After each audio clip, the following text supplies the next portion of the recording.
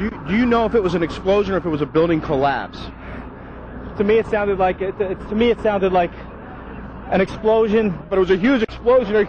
I saw the two buildings. I'm thinking it was a bomb because the FBI is here, as you can see. They had roped this area off. They were taking photographs and securing this area just prior to that huge explosion that we all heard. And like it sounded like gunfire, you know, bang, bang, bang, bang, bang, and then all of a sudden 3 big explosions. We started running, floor by floor, it started popping out. It was if they had detonated. Detonated. They were planned to take down a building. Boom, boom, boom, boom, boom, boom, boom. All the way down. I was watching it and running. And on the security radio, we heard, we lost 65, meaning the 65th floor collapsed.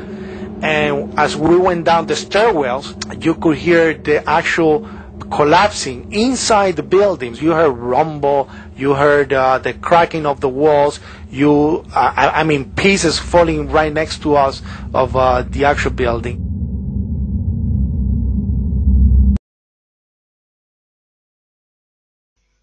Klip ini direkam oleh 2 ahli film Prancis. Ini adalah satu-satunya gambar di mana pesawat pertama menabrak. Dan kalau kita teliti, kita akan melihat ada kilatan cahaya muncul pada saat sebelum pesawat menabrak. Dan pada saat itu terlihat nyata ada kilatan yang merupakan bom sebelum pesawat itu menabrak. Oleh Presiden Bush, ini dianggap sebagai sebuah kilatan cahaya. Kita juga melihat dalam rekaman ini debu asap bom keluar di setiap lantai, yang menunjukkan bahwa di setiap lantai itu sudah dipasang bom dengan kekuatan sangat tinggi yang mampu meruntuhkan tiang-tiang baja, tiang-tiang beton.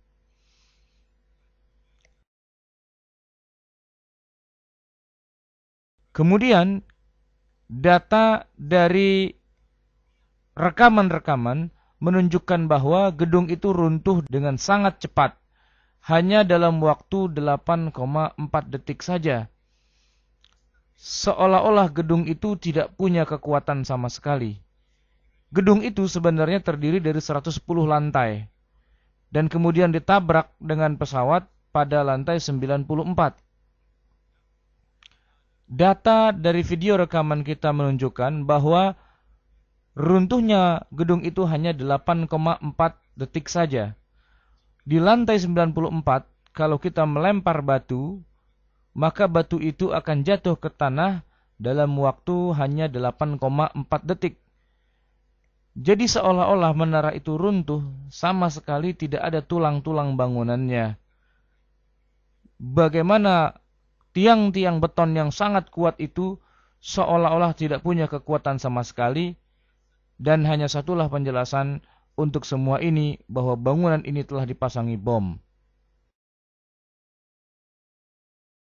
We also had a chance to speak to Professor Stephen Jones, who is a doctor of physics, concerning new bombshell evidence that conclusively proves that thermite was used to cut the main pillars in the World Trade Center towers.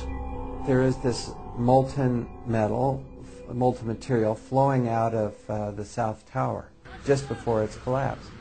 It has a large quantity of yellow hot metal.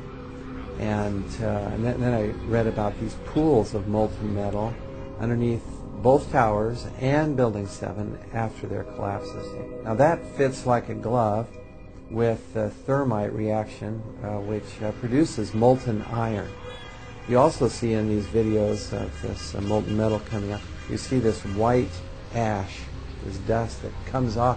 Now that combination, yellow hot molten metal, white ash floating away, that's his signature characteristic for thermite. Mungkin akan ada orang yang bertanya, kalau memang Bush yang meledakkan menara WTC di negerinya sendiri, untuk apa dia melakukannya? Apa keuntungan yang bisa didapatnya? Dan sebegitu tegakah seorang presiden menghancurkan gedung-gedung yang ada di negerinya sendiri? Jawaban atas hal itu sudah ada jauh sebelum peristiwa WTC terjadi. Tahun 1945, Presiden Amerika Roosevelt telah melakukan penghancuran terhadap pangkalan militer di Pearl Harbor yang kemudian membangkitkan histeria massa rakyat Amerika.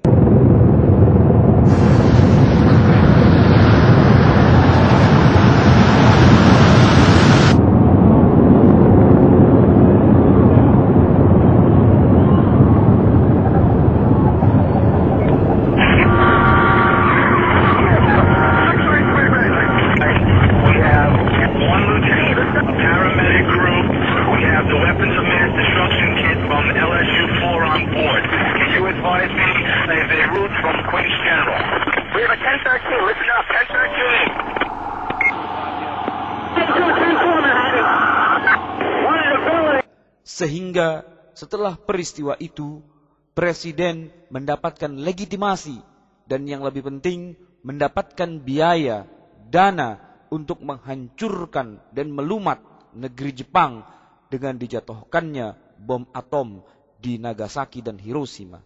Hari ini kejadian serupa terulang. Seorang Presiden Bush menghancurkan menara WTC yang menjadi kebanggaan negerinya sendiri untuk menarik simpati dan histeria massa rakyat Amerika. Kemudian Bush mendapatkan Afghanistan, mendapatkan Irak, dan seluruh kekayaan yang ada di dua negeri tersebut. Jadi menghancurkan negeri sendiri sudah menjadi tradisi seorang presiden Amerika.